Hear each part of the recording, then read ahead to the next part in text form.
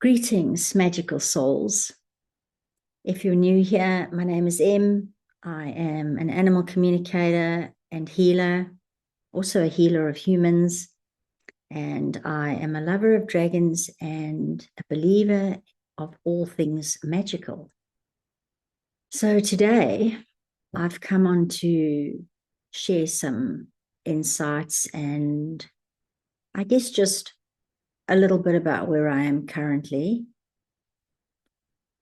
I feel that sometimes when I'm called to share some of what I'm actually going through, that it might be helpful for you.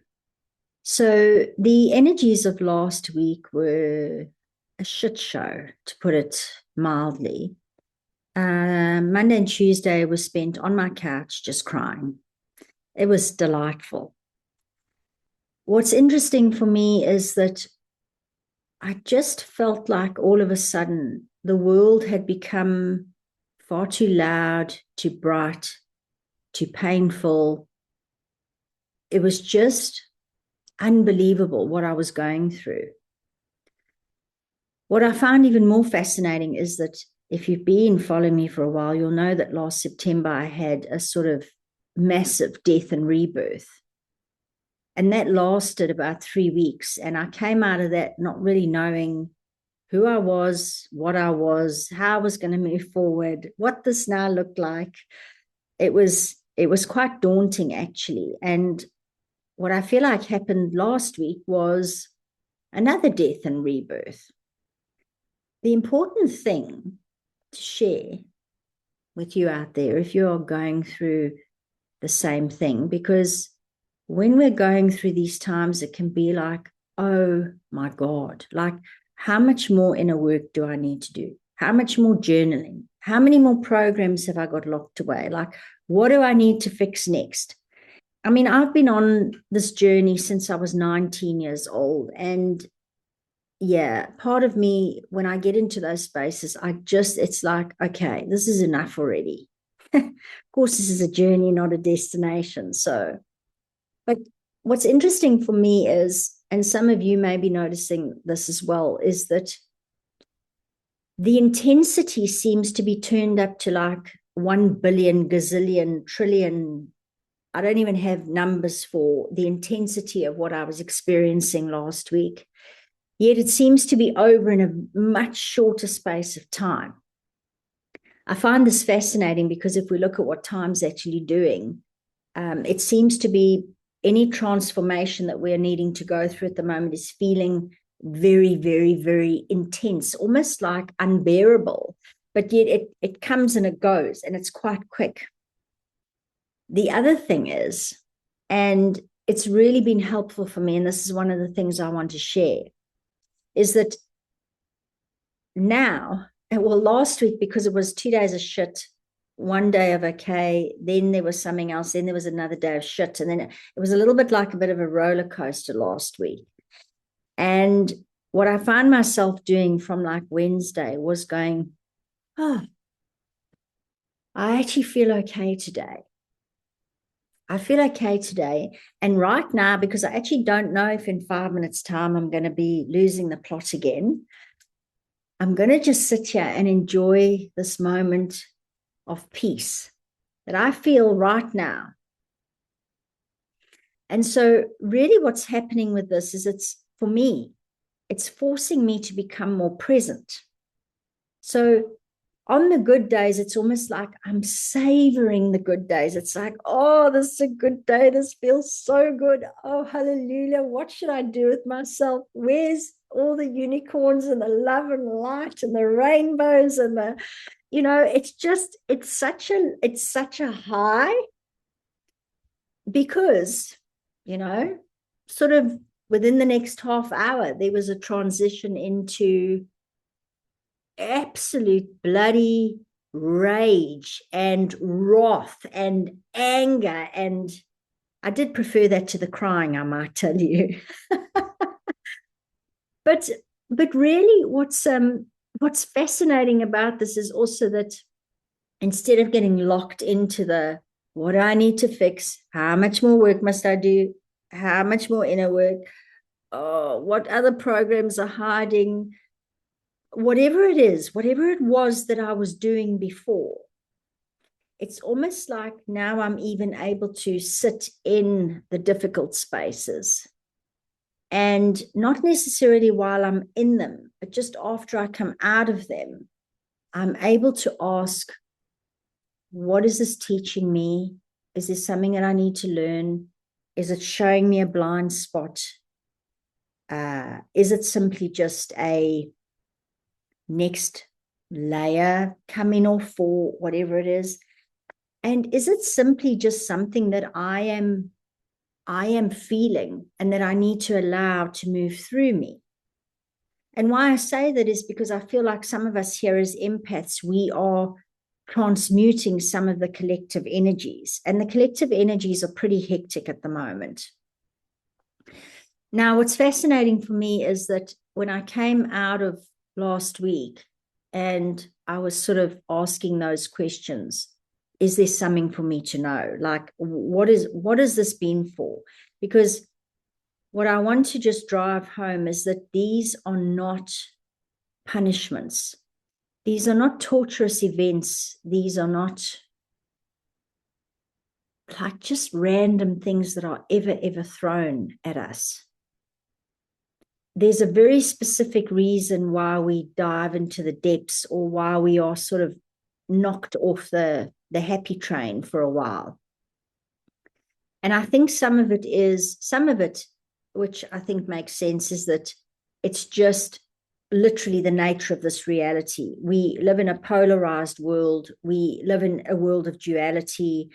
And how would we know what those gloriously happy, beautiful moments of deep love are if we didn't know the other side of that? But the other thing is that every time we go through one of those things, it's almost like I've started to see them more of like an initiation, or the next level of the game. So something is a little bit harder, or it's a little bit more intense, it's a little bit more challenging. And when you can get through it, there's almost like you've leveled up on the other side of it. And so for anybody out there who might be experiencing these very challenging times, I hope that this is helpful. And the other side of this is also the emotions. So what was really interesting for me is that, again, for me, it seems like I can't separate things as much as I used to. Every time something happens to me, or maybe I'm touched by a profound animal session that I have, or even working with a human being, what's really striking me at the moment is that I am less and less and less able to separate. Not only able to separate myself from the collective, and I am you, you are me, we are one. There's this unity theme that's really coming in for me at the moment. But it's even down to these emotions. And so what I noticed with going through from like 2 days of utter crying, completely being raw and frazzled and in utter despair, just going like, what the hell is happening here? And then going into almost this space where I was neutral and I could breathe for a little bit and whatever. And then that, as I said earlier, just descended into this absolute rage. There was so much anger and so much frustration and so much rage and even wrath. And like, I was like a volcano that exploded for about, I was busy actually journaling about the experiences on the Monday and the Tuesday, that I was trying to just sort of go, okay, because sometimes when I journal, things come through and then I'll look at the writing on the page and then I don't remember what happened. And so I was journaling about Monday and Tuesday when I was in sort of this very, very low, sad, melancholic space. And what was so interesting is that as I was journaling, the rage was coming out. And I ended up picking up my journal and throwing it across the room. And then the pen went, and then another pen went. And just like I was eventually standing, jumping up and down and screaming and bellowing, just like I was swearing, I was shouting words. I was just for about 10 minutes, I was having like this complete and utter meltdown. Boy, did I feel fantastic after that was out. But what I'm getting back to with these emotions is that I think, we go, oh, joy good, anger bad, love good, sorrow bad.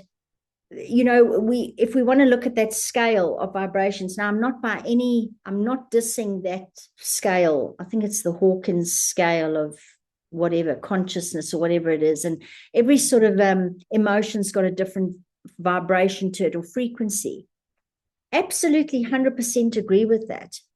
But what I'm getting at is that sometimes when we are feeling sad and down, despairing, sorrow, often with that, and for me this was quite palpable, is we sometimes are there because there's also a sense of hopelessness, there's a sense of powerlessness, there's a sense of that we are victims of the circumstance and what have you. And yes, there are things that have been gone on in this realm, but we all know that we can choose to awaken at any time, as most of us are doing right now. But the thing for me is that often on the other side of that hopelessness and that despair and that powerlessness is the anger and the rage, and because that is, it's not necessarily that one is that anger is also bad. It's that anger is almost on the other side, because when you start to get lit like that and you start to feel that rage and that energy moving through you, well, first of all, it shifts the energy, it moves it, because anger actually is a higher vibration than guilt or shame, believe it or not.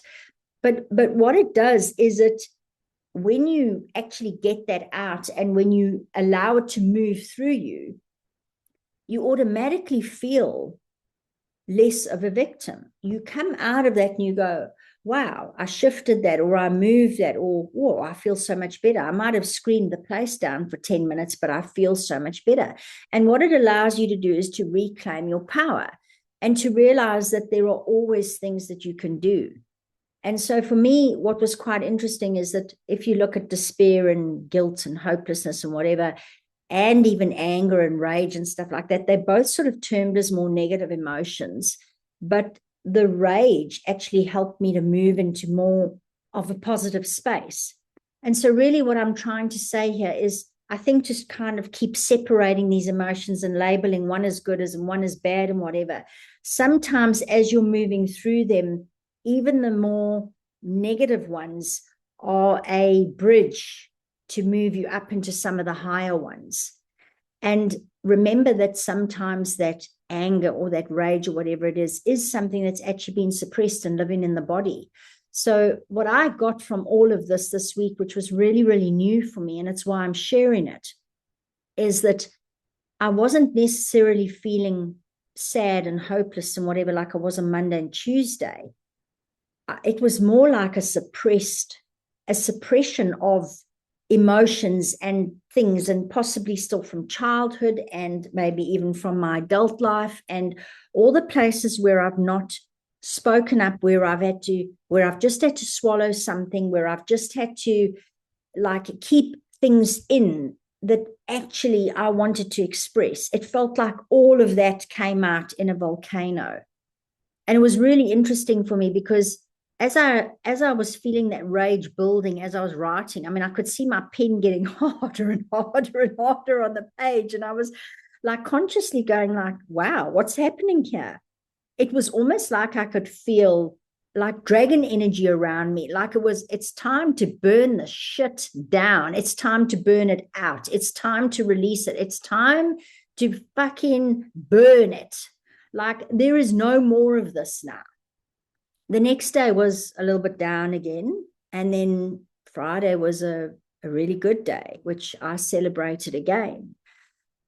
But on the other side of this, what I'm really also trying to share is that, again, this is not a punishment. It's like every time this thing comes around, and again, it's this, I think we've got to reframe how we're looking at emotions and that. I think so many of us think that when we're down and we're going through these things, and for me, it's the self-doubt, it's the self-worth, it's all these old programs and these old voices. And it's a really, really hard thing to share when you're working with people and their animals and whatever. You've got the vocation of trying to help others deal with their stuff, and you are busy dealing with your own stuff as well.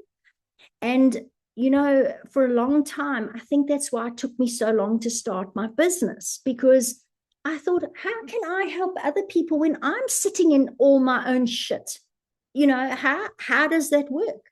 But the thing is that I think anybody in a healing profession, or a kind of somebody who has a business that helps other people, if I can just put it in that little basket, we are still having a human experience. And I think for any of us to sort of sit here and think, oh, we've got to be perfect and have everything worked out before we can help others. And I think it's being in the shit that makes some of us makes some of us so good at what we do, because we know what it's like to be in that shitty space, and it can feel awful and it can feel crushing, so but it's really, really hard when you are helping people and whatever, and it's this, all of a sudden it's the doubt, and then it's the spiral, and then it's, I can't do this anymore, and I'm not good enough, and and how this just keeps coming back. And it's so interesting how every time it comes back, there's a little bit of a quicker move through it. It might be more intense, but there is these things, these low spaces, these not so nice places to be in. All that is actually happening is that your attention is being drawn to something within your field, or within you, or within your mind, or a belief you have about yourself, whatever it is, that is now ready to be dissolved.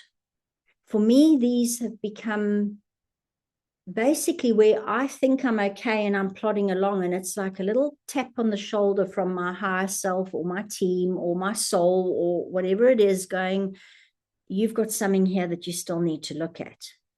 Because if I was, carrying on with the dragons and playing with the unicorns and just having this marvelous life all the time, how would I know those things are still sitting there unless it was brought to my attention? And that's the only reason it's uncomfortable and it feels shitty, is because the emotion that was suppressed to begin with, or all the times I silenced myself and I thought that I couldn't speak up, all of that stuff is just moving through me. And so I feel that way again. I feel small, and I feel helpless, and I feel like I don't have a voice. That's all that's really happening. So it's not really that the self-doubt or whatever is necessarily still a program or something that's playing out, but it just means that there might be something still in the body somewhere that you did doubt yourself, or somebody said something to you, and that was the beginning of that program of, I'm not good enough, who am I to do this, whatever it is, that thing is coming up. There's many parts in my life where that happened, and where something was said to me that made me feel small and made me doubt myself. And I have no doubt that was not the intention, but that was the way I received it. And, it's just a fact of this realm. Everybody is a product of their conditioning. And even I have, sort of said things to my kids when they were younger that I now go, sure, but I wish I'd never said that. but I was doing the best I could with the tools I had and at the level of consciousness that I was at the time. So this is not about blaming. This is just about, that's how I received it. It's about accepting it, going, okay, that was shit. I didn't deal well with that and whatever, but now it's time to release it. So I hope that that has helped to reframe some of these things that we're going through, because I feel like the rest of this year and possibly next year is going to feel like this for us, where everything that is no longer serving us is being stripped away. What I realized last week as well is that there's a part of me that's still hiding. And even after all the deaths and rebirths and what have you that I've had, there's a part of me that's still hiding. There's a part of me that does sometimes still keep quiet when I want to speak. The biggest thing is that I'm actually hiding from myself. It's not necessarily publicly in that, it's more about hiding from myself. I just think it's really important to just, some of us are, I hate that word healer, but I don't have another word for it at the moment, because I believe we're all healers. We all are healers of ourselves. It's just some of us, like me and other people that work with other people professionally, we've chosen to make that a vocation or whatever it is. But we're actually all healers. And I just think it's important with all the spiritual stuff that's going on at the moment, that we are not immune to what's going on. We've got our skeletons in the closet. We're still doing the work. We're still doing the shadow work. And that's okay. It is okay. And I think that when we can start to accept that, and I mean, for me, it's been a big thing to just accept that I am where I am, and to just have a little bit of faith that I'm exactly where I'm meant to be. This isn't a race. It's not a competition with anybody else. And so that's the other thing that I wanted to share, since I'm sharing a little bit in this video. And that is, if you've been following me for a while, I have been connected to the dragons since I was very young. And this has also been something that flared up for me last week, is that I thought, how is it that I've been so connected to them, and not 10 years ago, not 5 years ago, not even 2 years ago, was there's so much out there about dragons. And the human me was really getting a little bit of FOMO and a little bit of, I guess, I was just really irked, because there's so much coming across my feed at the moment. And even though I'm only on YouTube, but just so many things. And obviously it's the algorithm, knowing that I'm a dragon lover. It's just showing me all these things. And I'm going, how is it that everybody else out there that is working with dragons is able to all of a sudden channel on demand, is producing all this content and whatever? The dragons wake me up rarely. Like, this has happened like just a couple of times in my life. And yes, I can connect with them and I can get messages from them.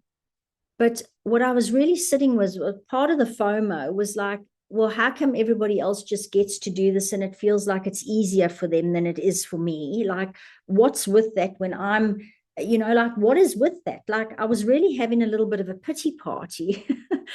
And then the other thing, which was actually even worse than that, was maybe I'm not doing enough with them. Maybe I should be channeling them more or working with them every day, and that was the thing. And that's when I could feel them come in. And what I didn't realize is that they are so much a part of me that it doesn't feel like I ever need to go and work with them or connect with them. They are here. They are so ingrained in me because I've been connected to them since I was very little, that it's just naturally something that happens. My house is full of them. I have tattoos on my body of them. I have books everywhere. It is just, when I'm working with the animals, when I'm working with people, it doesn't matter what I'm doing. If I'm greeting somebody in the damn supermarket, dragon energy is flowing out of me. And so they really put it in a new perspective for me. And it was like, you don't need to do anything else, and stop comparing yourself to other people. Like, no, And that's the other thing, is that I work with the dragons a lot behind the scenes. Now, a lot of you have been on my live events, and every now and again I am called to bring people together, and I feel like I need a collective energy to do really, really, really big work. But a lot of the time I'm actually working with the dragons, just me by myself. Every time I go out into nature, I'm doing something with the dragons, and that's more my path. It's not this flashy channeling messages and whatever all the time. I share the ones that I feel called to share. But I've realized how much I've been in comparison with everybody else that's working with dragons. And that is not my path.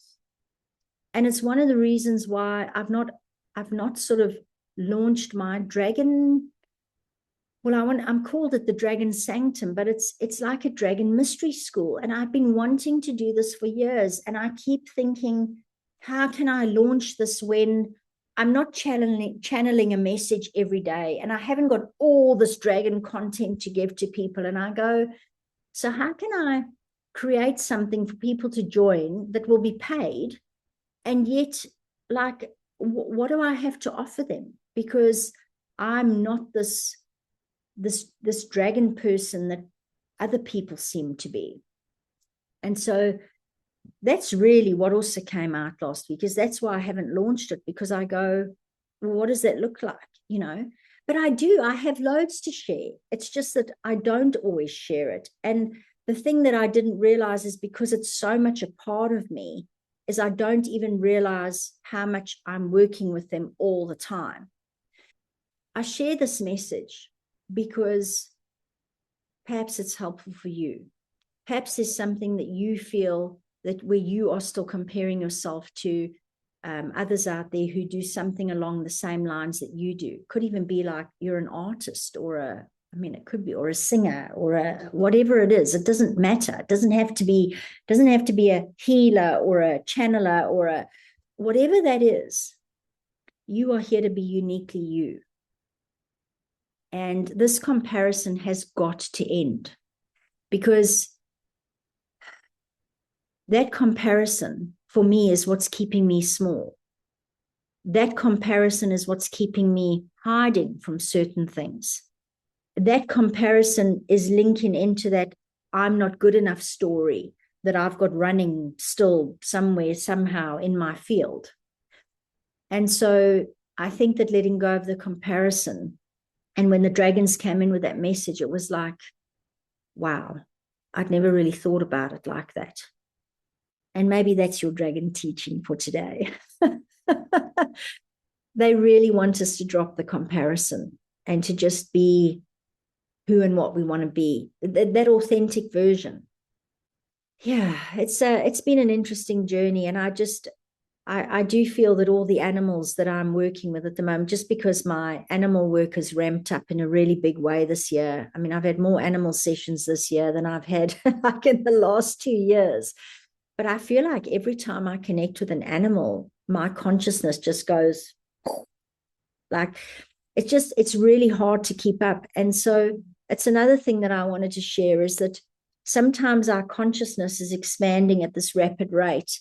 And sometimes these lower areas are areas also of recalibration. They are areas of integration, because sometimes the physical vessel has to catch up. Sometimes it's just the mind that has to catch up.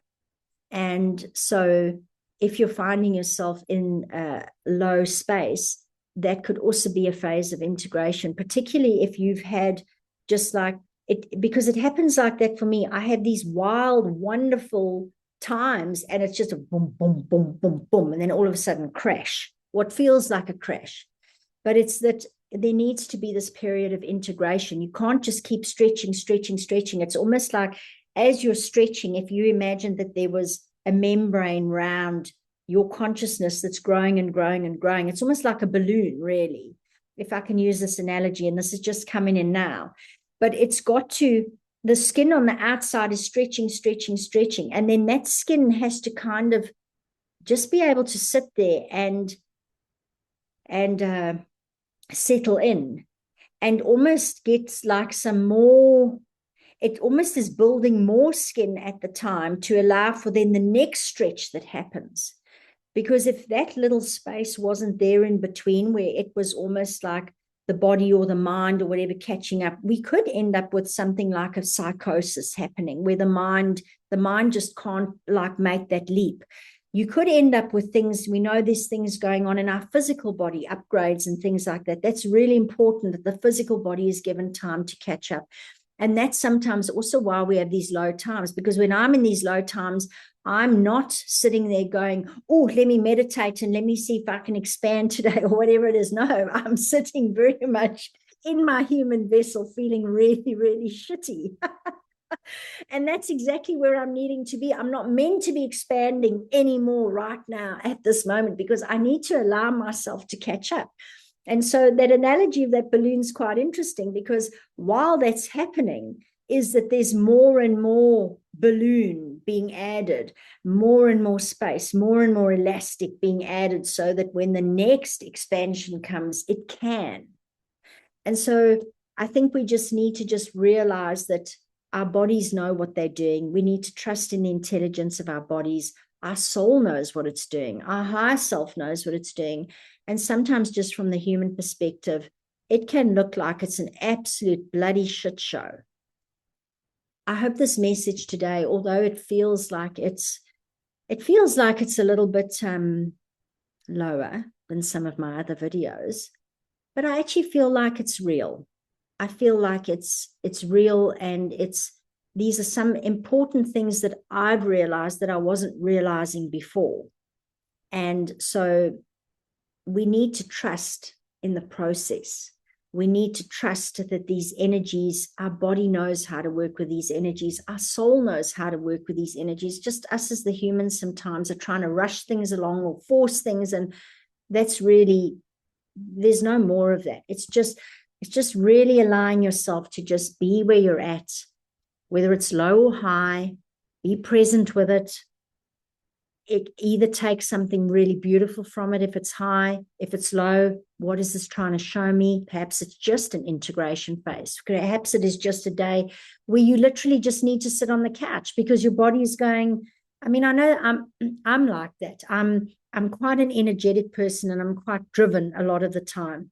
And so every now and again, my body literally has to just almost like knock me out kind of thing. And I'll sit on the couch and I'll cry all day, because that's really the only way my body knows how to just keep me still while it does what it needs to do.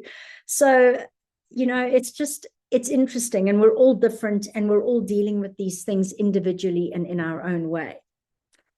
So with all that being said, be kind to yourself with these energies.